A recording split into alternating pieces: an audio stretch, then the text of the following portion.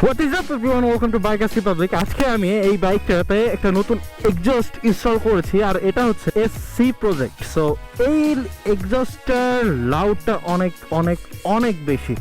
So আজকের এই ভিডিওতে আমি পুরোটা ভিডিওতে কেন জানি না এই এক্সজস্ট লাগানোগুলোর বিরুদ্ধে কিছু একটা ভিডিও মেক করব। সো এই টেন্ডেন্সি নিয়ে আজকের ভিডিওটি।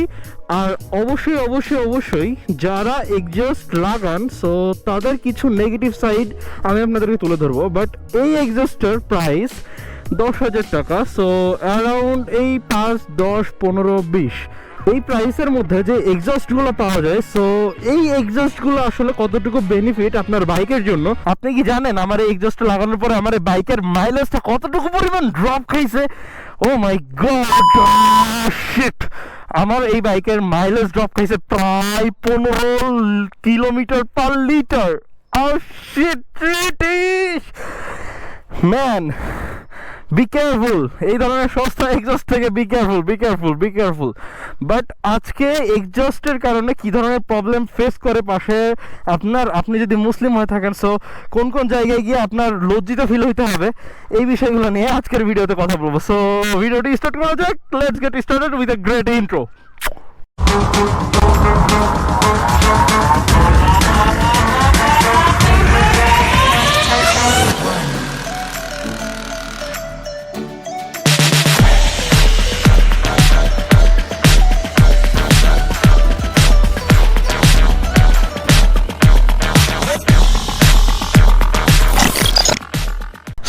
শুকনো কথায় চিড়া না ভিজিয়ে এখন বাইকটা স্টার্ট দিয়ে দেখি এই এক্সজস্টের সাউন্ডটা কতটুকু আপনাদেরকে ফিল করাইতে পারি।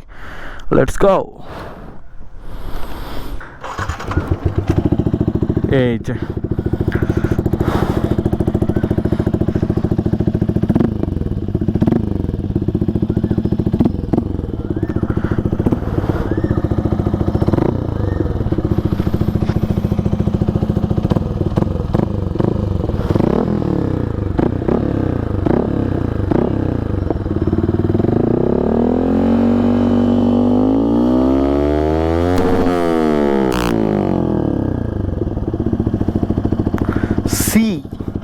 কত বেশি লাউড। আর এটাতে কিন্তু একদম ডিপিক্লার লাগানো, ডিপিক্লার বাদে পুরো এলাকা কাঁপে যাবে।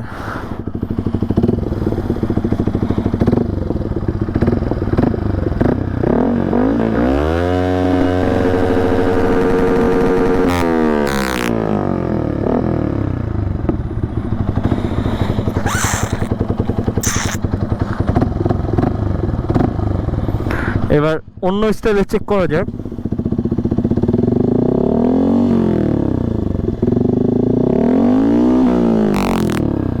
দেখছেন অনেক বেশি লাউড। আর আমি এই ভিডিওটা মেক করার জন্য অলরেডি মাঠের সাইডে আসছি, যাতে লোকজন এই সাইডে কম থাকে।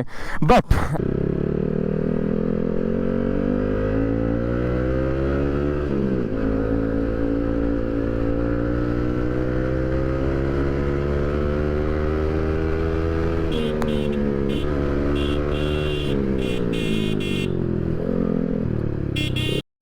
রাইট নাও আমার রাস্তার মধ্যে মসজিদ পড়ছে। সো এখন কি করবেন বলেন? এখন কি করবেন? এক্সজস্ট চালাচ্ছেন, আপনার বাইকে একটা লাউড লাগানো আছে, আপনার জন্য কি মসজিদে সবার নামাজ কি ভঙ্গ হবে? এটা একটা ব্যাড ইমপ্রেশন, খুব বাজে একটা ইমপ্রেশন। সো এইগুলো ইগনোর করতে হবে। So bad man, so bad. আপনি এই এক্সজস্টটা নিয়ে কি বলেন তো ফ্রেশভাবে বাইক রাইড দিতে পারবেন? আমার মনে হয় না। কারণ আপনার এই 15-20 হাজার টাকা বা 15,000 বা 10,000 এই কম দামি এক্সজস্টটা নিয়ে এত পরিমাণ বেশি লাউড হবে, যার কারণে কিন্তু আপনি অনেক জায়গায় লজ্জিত ফিল হবেন। প্লাস যখন আপনার সামনে পুলিশ আসবে, সো পুলিশের কাছ থেকে বাঁচতে গেলেও আপনাকে খুব একটা বাজে সিচুয়েশনের মধ্যে পড়তে হবে। সো এইটা একদম একটা নেগেটিভ, একদম একটা নেগেটিভ একটা ভাইবস। দেন 2 নাম্বার কথা যেটা হচ্ছে ওই যে আপনাদেরকে বললাম যে আপনি রাইড করতেছেন, ওইটা হইতে পারে না নামাজের টাইম। সো নামাজের টাইমে আপনি রাইড করতেছেন, বাট আপনার সামনের পাশে একটা মসজিদ আছে। দেন আপনি কি করবেন?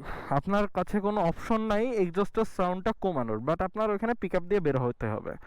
আপনি কি জানেন আপনার কতগুলো গুনাহ হবে? কারণ আপনি ওই টাইমে এই এক্সজস্টটা নিয়ে মসজিদের সামনে দিয়ে যখনই যাবেন না, তখন নামাজ অনেক সময় ভেঙে যায়। সো এইটার পুরোটা দায় কিন্তু আপনার। এটা একদমই নেগেটিভ একটা ভাইবস, নেগেটিভ একটা সাইড। সো 2টা পয়েন্ট কিন্তু আপনাদেরকে বলে দিয়েছি। 3 নাম্বার পয়েন্ট, আমার বাইকটা এক্সজস্টটা লাগানোর পরে কিন্তু মাইলেজ কতটা দিচ্ছে। ডিড ইউ নো যে আমার বাইকের মাইলেজ এত পরিমাণ ড্রপ হয়েছে যে এটা বলার মতো না। পার লিটার 42 কিলো যাইতো, যেখানে এখন যাচ্ছে 35 to 32, মানে তেল ভরতে ভরতে তেল শেষ। কারণ দেখেন, আপনার এই বাইকটা যখন আপনি স্টার্ট দিবেন দেখেন, ও নিউট্রালে নাই,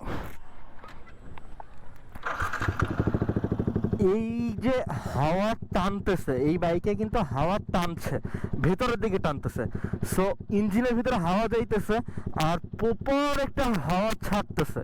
সো যত বেশি প্রেসার ক্রিয়েট হচ্ছে ইঞ্জিনের মধ্যে, সো এইখানে কিন্তু তেল বেশি খাবে। এটা একদম একটা স্বাভাবিক একটা বিষয়, কারণ বাইকটা এখন তার পারফরমেন্সের থেকে কিন্তু একটা বেস্ট পারফর্মে দাঁড়িয়ে আছে। সো এই জায়গা থেকে কিন্তু আপনারা একেবারে ফার্স্ট মানে সব থেকে বেশি ডিসঅ্যাপয়েন্টেড হবেন।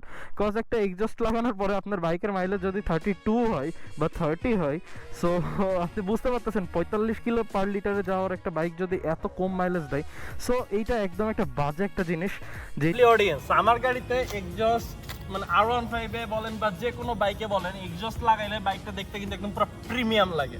বাট এই যে 10-15 হাজার টাকা বা 20 হাজার টাকার এই নর্মাল এক্সজস্টগুলো যদি লাগান, সো এই ক্ষেত্রে অনেক বেশি প্যারা আছে, পুলিশ প্যারা, আপনার বাইকের ইঞ্জিনের ক্ষতি। সো যে হাওয়াটা ডিপ করে টানতেছে, সো এইটা কিন্তু একটা বিগ লেভেলের ক্ষতি। সো আমার বাইকের পুরা ভেতরে মনে হয় ঝনঝনি হয়ে গেছে এই 2 দিনে। আমি 2 দিন ভিডিও করার উদ্দেশ্যে এক্সজস্টটা লাগিয়েছি, বাট আমি কালকেই খুলে ফেলবো। আমার বাইকের মাইলেজ ড্রপ করছে, আমার বাইকের মানে এক কথায় মাইলেজ ড্রপ করছে, সাউন্ড মেবি না 100% শিওর যে ফেটে গেছে।